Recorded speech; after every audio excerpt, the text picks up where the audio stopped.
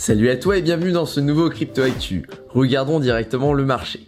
Par rapport à hier, le Bitcoin a perdu environ 1000 $ et les autres positions, elles ont également perdu un petit peu de valorisation. Rien de bien inquiétant, rien de bien terrifiant, il ne s'est pas passé grand chose depuis hier. Il y en a quelques petites news dont on pourrait discuter par la suite. La position qui a le plus retenu mon attention, eh bien c'était Theta Network qui a pris une petite valorisation quand même avec un plus 5%. On pourra voir peut-être dans une vidéo suivante pour expliquer un petit peu ce que c'est Theta Network. Grossièrement, c'est quelque chose qui pourrait peut-être un jour remplacer YouTube et qui veut se positionner là-dessus. C'est très intéressant, on pourra regarder un jour.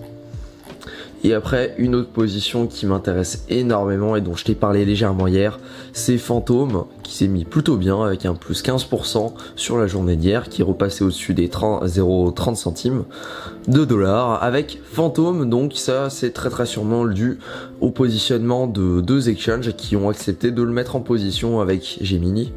Bon, Gemini c'est pas un exchange, enfin j'ai un doute, je ne sais plus. Et Bitfinex qui a décidé de l'accomplir, enfin de l'ajouter simplement à sa liste. Voilà donc pour les news du marché.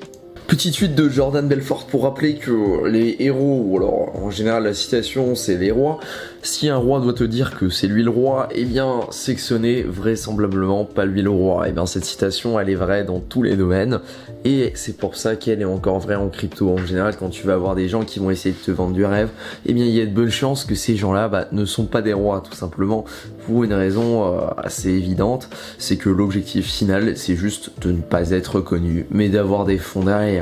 Si tu es connu, et ben au final tu peux avoir des problématiques derrière simplement parce que les gens peuvent te reconnaître dans la rue, les gens peuvent te demander des choses. L'objectif vraiment c'est donc d'avoir les fonds derrière, mais que personne ne sache que tu as les fonds derrière, et le mieux pour atteindre cet objectif c'est encore de rester anonyme.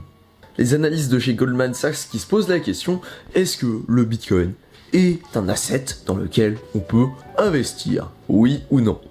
Alors l'image est trop bien parce qu'elle résume totalement la position de ces bonhommes-là. Ils doivent se demander, mais est-ce qu'on autorise les gens à investir dedans ou pas? Au fond, bien sûr qu'ils savent que c'est un investissement qui est viable et qui a du futur. Et à mon avis, c'est vraiment quelque chose de très intéressant. Enfin, je veux dire, ils le savent. Ça fait un moment qu'ils ont pu étudier les courbes. Ça fait un moment qu'ils s'intéressent à ça, même s'ils le disent pas spécialement. Ils doivent être au courant et ils sont en train d'ouvrir des fonds. Je veux dire, pas mal de banques qui sont déjà en train de permettre à d'autres gens, à des gens comme toi et moi, des particuliers directement d'investir. Et ça c'est vraiment une bonne grosse démocratisation parce que ça va permettre à plein de gens qui autrement ne se seraient jamais approchés du Bitcoin que par leur banque de rentrer un peu dedans. Par contre, l'énorme défaut qu'il va y avoir là derrière, c'est tout simplement que si c'est ta banque qui te permet d'avoir du Bitcoin, et ben t'es tout sauf dans la philosophie de la décentralisation et du Bitcoin. Le souci c'est que si c'est ta banque qui a ton Bitcoin, donc qui achète du Bitcoin pour toi, et ben t'as pas tes clés.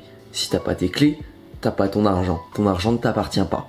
Ça c'est une notion très importante que tu dois toujours garder en tête, c'est que si tu n'as pas tes clés, c'est pas ton argent. Not your keys, not your monies.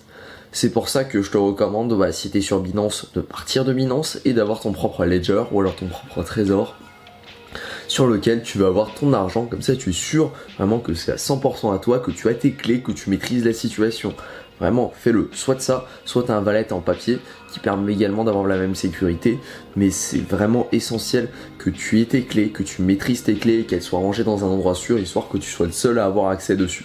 C'est pour ça que je recommande pas forcément d'aller à la banque pour aller acheter tes bitcoins, parce que c'est le même problème qu'à la banque. En fait, c'est pas toi qui as ton argent, si tu veux. C'est la banque qui a ton argent et qui décide si oui ou non elle a envie de te le rendre. 95% du temps, elle a envie de te rendre l'argent que tu as. Et si au bout d'un moment tu commences à avoir des sommes un peu importantes ou quoi, eh bien, il y a des petites questions qui peuvent se poser. Alors si t'étais pas au courant, il y a un Ponzi qui tournait depuis un petit moment sur Matic, qui s'appelait Iron Finance, et qui avait pour token, comme on appelle ça le Titan. Et Mark Cuban, qui est quelqu'un de très populaire aux States, qui est un gros influenceur, eh bien, il s'est fait avoir, il s'est fait rug. Et donc maintenant, il est en train de râler, il est en train de demander un petit peu la régulation. C'est pas normal que je me suis fait rug, voilà. Mais bon, quand tu vas sur des fermes qui proposent des APY dans les 6-7 chiffres, au bout d'un moment faut quand même se poser la question si c'est legit ou pas. Voilà. Il y avait énormément d'argent dans ce rug, il y avait plus de 2 milliards, ce qui est totalement énorme pour une ferme comme ça qui a ouvert aussi rapidement.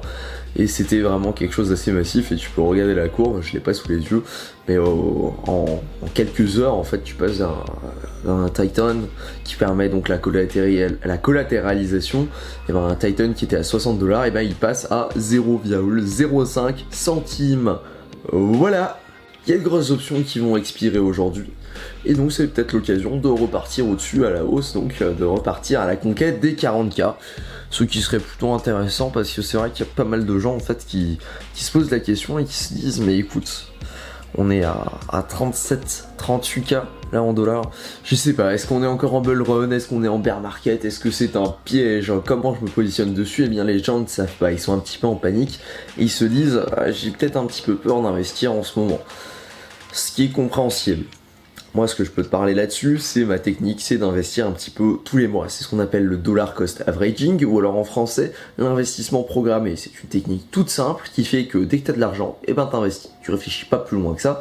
Tu investis un petit peu tous les mois, comme ça. Tu as ton planning, tu mets 200 balles de côté tous les mois que tu investis dans une crypto-monnaie au hasard. Hein. Ça peut être le Bitcoin, ça peut être l'Ethereum, ça peut être n'importe quelle crypto-monnaie que tu as choisi.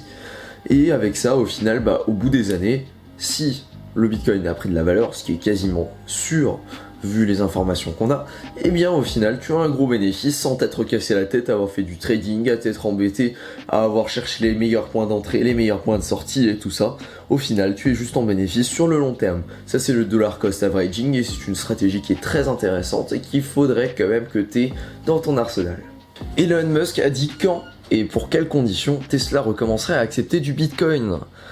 Alors si tu l'avais pas vu, hein, c'est passé il y a quelques jours, je suis un petit peu en retard là-dessus, mais bon, j'avais pas encore commencé à faire des vidéos, donc je ne peux pas être partout, voilà. Donc les conditions sont les suivantes. Alors tout début, Elon Musk, d'ailleurs pourquoi c'est le deuxième, je ne sais pas, eh bien il nous dit que Tesla au final a juste vendu 10% de ce qu'elle détenait sous forme de Bitcoin, et qu'elle voulait voir si c'était possible de liquider du Bitcoin sans qu'il y ait des mouvements de prix affolants. Ce qui a été le cas, il s'est pas passé grand chose, personne l'a su. C'était après que les gens l'ont su que tout le monde a commencé à paniquer. Et il a également dit qu'il fallait qu'il y ait une confirmation. Alors quel type de confirmation, ça on ne sait pas. D'une utilisation raisonnable d'énergie verte, donc environ 50% de l'énergie. Voilà.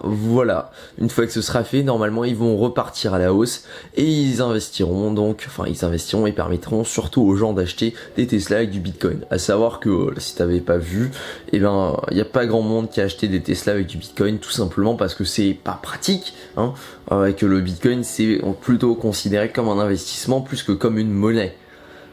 Tu vas pas acheter ton pain avec du Bitcoin comme tu vas pas acheter une Tesla avec du Bitcoin. L'objectif du Bitcoin c'est d'en accumuler au fur et à mesure des années et de faire grossir ton patrimoine plus que d'avoir un petit bonus là maintenant classique.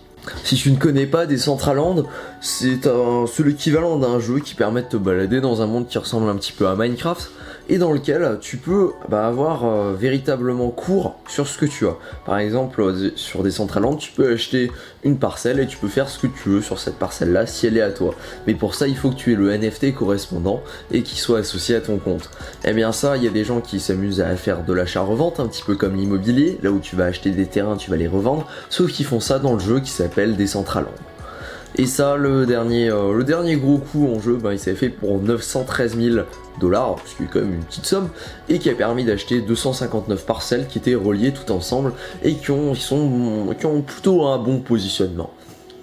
Voilà, donc pour la petite information, si tu connaissais pas Decentraland, c'est plutôt sympathique. Ça permettra peut-être de faire des trucs plutôt cool dans le futur, et il y a pas mal de projets qui sont un petit peu comme ça, qui ont l'objectif vraiment de ramener un petit peu vers un métaverse, donc vers un monde dans lequel on pourrait avoir différents NFT qui pourraient représenter nos possessions directement, donc dans le monde virtuel et dans le monde réel en même temps, ce qui pourrait être plutôt sympathique.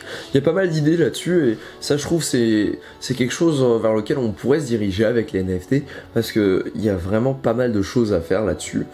Comme je t'en ai parlé légèrement hier avec les maisons qui pourraient être des NFT, quasiment tous les contrats qui pourraient être des NFT, les objets physiques qui pourraient être attachés avec un code qui pourrait permettre d'avoir des NFT. Bref, il y a énormément d'options et ça c'est quelque chose qu'il faudrait encore pas mal explorer. Ce que je vais dire n'a rien à voir avec l'article, c'est juste histoire que tu aies une petite image bien sympathique en fond. Ce que j'ai envie de te dire, c'est qu'également si tu as des crypto-monnaies, pense à bien les stacker. histoire que tu gagnes des intérêts sur tes crypto-monnaies en plus de leur valuation. Je veux dire, il y a plein d'options pour le faire. Si tu as des Cardano par exemple, tu peux stacker tes Cardano et tu as environ 5% par an. Pareil si tu as des Polkadot, tu peux faire ça pour quasiment toutes les crypto-monnaies. Et si c'est d'autres crypto-monnaies comme des trucs bien plus connus, par exemple le Bitcoin, l'Ethereum, et bien tu peux faire ça sur BlockFi qui te permet également d'avoir un petit rendement qui est plutôt cool. Et ça c'est très intéressant. Sur une année c'est pas ouf, sur 2, 3, 4, 5, 6, 10 ans, c'est totalement énorme d'avoir stacké tes crypto-monnaies et de générer de l'argent passivement. De cette façon-là, c'est un petit peu comme un investissement, sauf qu'en plus de miser sur la valuation du Bitcoin, et ben en plus tu vas générer des Bitcoins au fur et à mesure du temps, ce qui peut être très intéressant. Les maximalistes de Bitcoin, ils ne peuvent pas stopper l'innovation. Alors qu'on soit clair, on l'a observé de plus en plus sur ce dernier bull run, c'est qu'il y a des sectes, j'abuse clairement, mais il y a différentes tribus qui se sont créées avec différents groupes, des gens qui sont totalement fans d'une crypto-monnaie ou d'une autre, et qui veulent vraiment tout faire pour leur crypto-monnaie, et ça ressemble vraiment à des sectes quand tu te mets un petit peu de l'extérieur. Le souci avec ça, c'est très clairement que ça peut donner pas envie à plein de gens de rentrer dans ces sectes. Par exemple, les gens qui débarquent dans l'univers des crypto-monnaies, ils sont là et ils voient les gens qui sont à 100% fans d'une crypto-monnaie, qui veulent pas discuter avec les autres et tout ça, ça donne pas une très bonne image de la communauté. Déjà ça, et en plus l'énorme souci avec les maximalistes, ce sont des gens en fait qui vont promouvoir uniquement leur truc à eux. Par exemple, si c'est un Bitcoin, il va dire le Bitcoin c'est la vie, le Bitcoin c'est le meilleur, il n'y a rien d'autre que le Bitcoin qui existe, alors qu'au contraire c'est faux. Enfin, je veux dire, moi j'ai un point de vue un petit peu externe parce que je me sers des blockchains directement, et le Bitcoin c'est loin d'être quelque chose de génial. Bitcoin c'est le premier, donc il aura toujours sa place, mais concrètement le Bitcoin ce n'est pas la meilleure technologie qui existe, c'est une technologie qui date quand même de 2007-2008 si je dis pas de bêtises, qui permet de faire des transactions, qui est sécurisée, qui permet de faire pas mal de choses, mais concrètement quand tu compares à ce qui existe en ce moment et ce qui va exister, je pense à Cardano qui fait des trucs de ouf, je pense à Polkadot qui fait des trucs de ouf, je pense à Binance Smart Chain qui a montré à quel point avec simplement une blockchain performante qui coûtait pas trop cher pour les transactions, et bien on peut exploser. Tu l'as bien vu, Binance Smart Chain qui est passé de 20-40$ au début d'année à là 300 et qui avait un pic à 700$, ce qui était totalement insane. Ou encore à Phantom ou à Cardano qui vont vraiment faire de la magie dans les prochains mois. Eh bien je me dis, ouais, il y a d'autres choses à creuser, il y a les crypto-monnaies, c'est beaucoup plus vaste que simplement le Bitcoin. Alors c'est vraiment un truc pour toi, mais ne te laisse pas limiter. Les crypto-monnaies, il y en a énormément, il y a énormément d'altcoins, il y a énormément de positions. Simplement parce que je pense que les altcoins en fait ont une valeur fondamentale mais totalement démesurée par rapport au Bitcoin. Là où le Bitcoin en fait c'est un véritable store de valeur, donc qui permet vraiment juste de stocker de la valeur, et bien les altcoins au final eux, la majorité, pas tous, enfin j'abuse quand je dis la majorité, c'est plutôt une minorité, vont permettre pas mal d'applications, vont permettre d'avoir des projets très intéressants qui vont vraiment développer l'univers des crypto-monnaies, alors que d'autres altcoins au final sont juste des Ponzi. C'est là où c'est toujours intéressant de faire ses recherches, d'aller regarder l'équipe qu'il y a derrière un projet, d'aller regarder qu'est-ce que ce projet fait, d'aller regarder si effectivement il le fait, de checker la communauté, le Discord, le Telegram et le Twitter pour regarder si effectivement c'est safe et si effectivement le projet est intéressant. Mais dans tout ça, franchement, fais tes propres recherches, intéresse-toi à l'univers, parce qu'il n'y a pas que le Bitcoin, et ça c'est le problème si tu t'intéresses pas, et ben c'est que tu vas te rendre compte qu'il y a pas mal de gens qui sont bloqués sur une crypto-monnaie, qui pensent que cette crypto-monnaie là c'est le futur, alors qu'au contraire c'est un écosystème totalement énorme, dans lequel il y a pas mal de choses, et il faut exactement s'intéresser à tout ça si tu veux avoir une chance de comprendre la grosse image, the bigger picture, comme ils diraient les anglophones. En tout cas, merci à toi pour ton attention sur ce deuxième Crypto Actu, qui était plutôt sympathique, ma foi j'ai bien aimé le tourner. Et bien, si tu as apprécié, n'hésite surtout pas à t'abonner, comme ça tu recevras les prochains Crypto Actu directement dans ton fil d'actualité YouTube, ce qui peut être cool, comme ça t'as même pas besoin de me chercher, tu vois directement ma tête en affichage. Et sur ce, je te dis à la prochaine, donc à demain, pour un prochain Crypto Actu. Merci à toi, à plus.